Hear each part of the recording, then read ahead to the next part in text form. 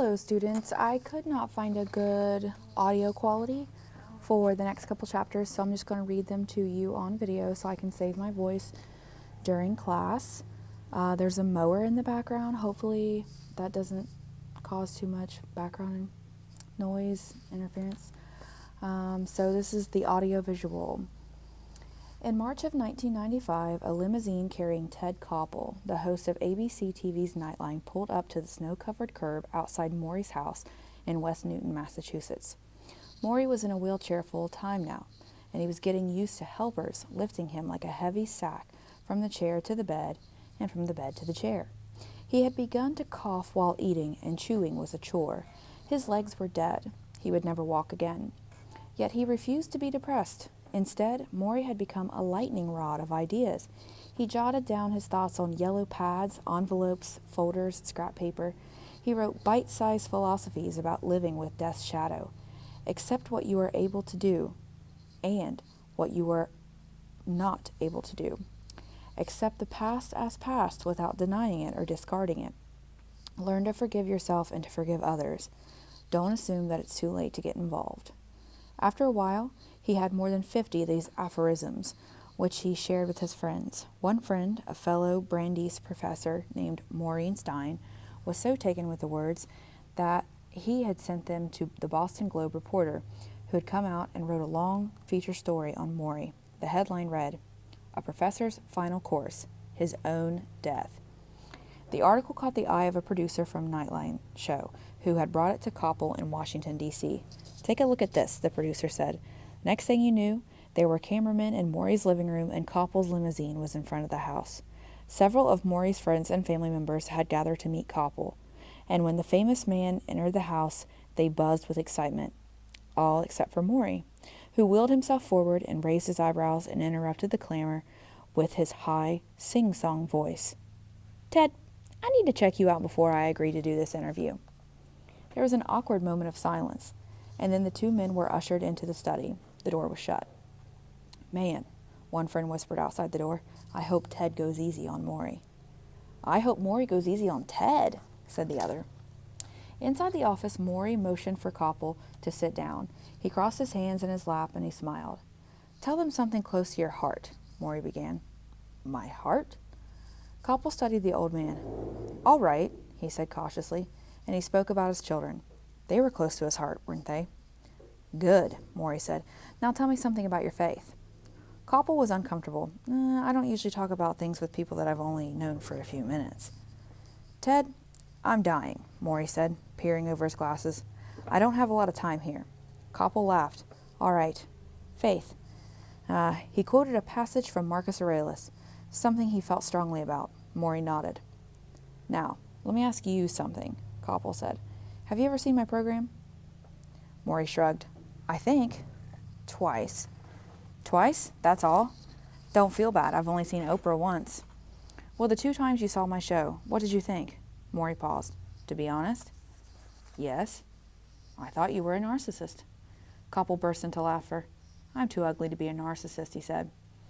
Soon the cameras were rolling in front of the living room fireplace, with Koppel in his crisp blue suit and Morrie in his shaggy gray sweater. He had refused fancy clothes or makeup for this interview. His philosophy was that death should not be embarrassing, and he was not about to powder its nose. Because Morrie sat in the wheelchair, the camera never caught his withered legs, and because he was still able to move his hands, Morrie always spoke with both hands waving. He showed great passion when explaining how you face the end of your life. "Ted," he said, "when all this started, I asked myself, am I going to withdraw from the world like most people do, or am I going to live? And I decided I'm going to live, or at least try to live, the way that I want, with dignity, with courage, with humor, and with composure. There are some mornings when I cry and mourn for myself. Some mornings I'm so angry and bitter, but it doesn't last too long. I just get up and say, I want to live. And so far, I've been able to do it. Will I be able to continue? I don't know, but I'm betting on myself that I will." Koppel seemed extremely taken with Morrie. He asked about the humility that death induced. "Well, Fred," Morrie said accidentally, and then he quickly corrected himself. "I mean Ted." Now that's inducing humility, Koppel said, laughing. The two men spoke about the afterlife. They spoke about Morrie's increasing dependency on other people. He had already needed help eating and sitting and moving from place to place. What, Koppel asked, did Morrie dread the most about the slow, insidious decay? Morrie paused, and he asked if he could say this certain thing on television. Koppel said, "Go ahead." Morrie looked straight into the eyes of the most famous interviewer in America, and he said, "Well, Ted, one day soon, someone's going to have to wipe my butt." The program aired on a Friday night. It began with Ted Koppel from behind the desk in Washington, his voice booming with authority. "Who is Morrie Schwartz?" he said, "and why, by the end of the night, are so many of you going to care about him?" 1,000 miles away in my house on the hill, I was casually flipping the channels. I heard these words from the TV set, "Who is Morrie Schwartz?" and went numb. In our first class together in the spring of 1976, I entered Morrie's large office and noticed the seemingly countless books that lined the wall, shelf after shelf, books on sociology, philosophy, religion, psychology. There is a large rug on the hardwood floor and a window that looks out on the campus walk. Only a dozen or so students are there, fumbling with notebooks and syllabi. Most of them wear jeans and earth shoes and plaid flannel shirts. I tell myself that it will not be easy to cut a class this small, and maybe I shouldn't take it. "Mitchell?" Morrie says, reading from the attendance list, and I raise a hand. "Do you prefer Mitch, or is Mitchell better?" Well, I've never been asked this by a teacher. I do a double take at this guy in his yellow turtleneck and green corduroy pants, the silver hair that falls on his forehead. He is smiling. "Mitch," I say. "Mitch is what my friends call me." "Well, Mitch it is then," Morrie says, as if closing a deal. "And Mitch?" "Yes." "I hope that one day you will think of me as your friend." The orientation. As I turned the rental car into Morrie Street in West Newton, a quiet suburb of Boston, I had a cup of coffee in one hand and a cellular phone between my ear and shoulder. I was talking to a TV producer about a piece we were doing. My eyes jumped from the digital clock. My return flight was in a few hours. To the mailbox numbers on the tree-lined suburban streets, the car radio was on. The all-news station. That was how I operated. 5 things rolling at one time. "Roll back the tape," I said to the producers. "Let me hear that part again." "Well, okay," he said. "It's going to take a second." And suddenly I was upon the house. I pushed the brakes, spilling my coffee in my lap. And as the car stopped, I caught a glimpse of the large Japanese maple tree and 3 figures sitting near it in the driveway.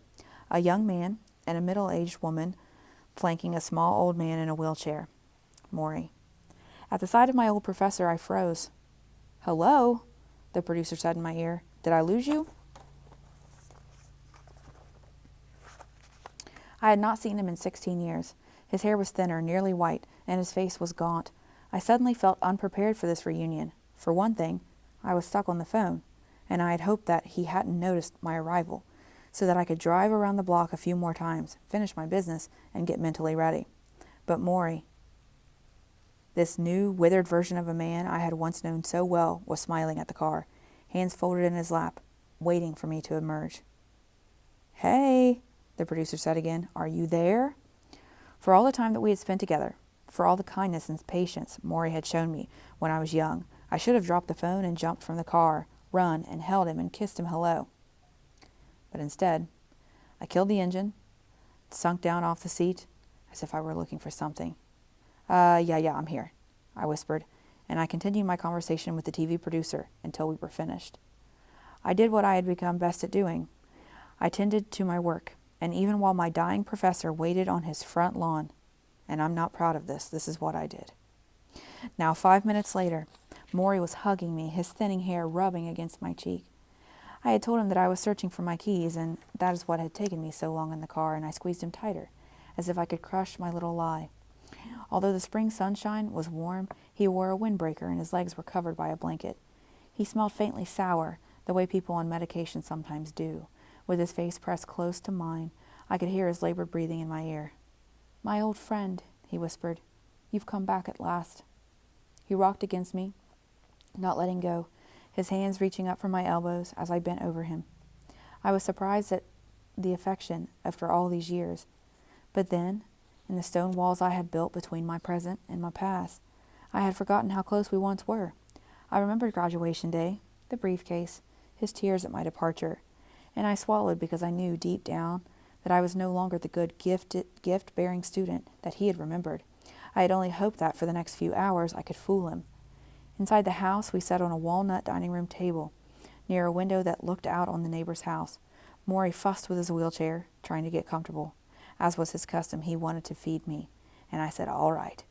One of the helpers, a stout Italian woman named Connie, cut up bread and tomatoes and brought the containers of chicken salad, hummus, and tabbouleh. She also brought some pills. Morrie looked at them and sighed. His eyes were more sunken than I had remembered them, and his cheekbones were more pronounced. This gave him a harsher, older look. Until he smiled, of course, and then the sagging cheeks gathered up like curtains. Mitch, he said softly, you know that I'm dying. Well, I knew. Well, all right then. Morrie swallowed the pills and put down the paper cup and inhaled deeply and then let it all out. Should I tell you what it's like? What it's like? To die? Yes, he said. Although I was unaware of it, our last class had just begun. It is my freshman year. Morrie is older than most of the teachers, and I am younger than most of the students, having left high school a year early. To compensate for my youth on campus, I wear old gray sweatshirts in a box in a local gym and walk around with unlit cigarette in my mouth, even though I do not smoke. I drive a beat-up Mercury Cougar with the windows down and the music up. I see my identity in toughness, but it's Morrie's softness that draws me, and because he does not look at me as a kid trying to become something more than I am, I relax. I finish that first course with him and enroll for another. He is an easy marker. He does not care much for grades. One year, they say, during the Vietnam War, Morrie gave all of his male students A's to help them with their student deferments. I began to call Morrie Coach, the way that I used to address my high school track coach. Morrie liked the nickname. Coach, he says, well, all right, I'll be your coach, and you can be my player, and you can play all the lovely parts of life that I'm too old for now. Sometimes we eat together in the cafeteria. Morrie, to my delight, is even more of a slob than I am. He talks instead of chewing. He laughs with his mouth open. He delivers a passionate thought through a mouthful of egg salad, the little yellow pieces spewing from his teeth. It cracks me up the whole time I know him. I have two overwhelming desires, to hug him and to give him a napkin.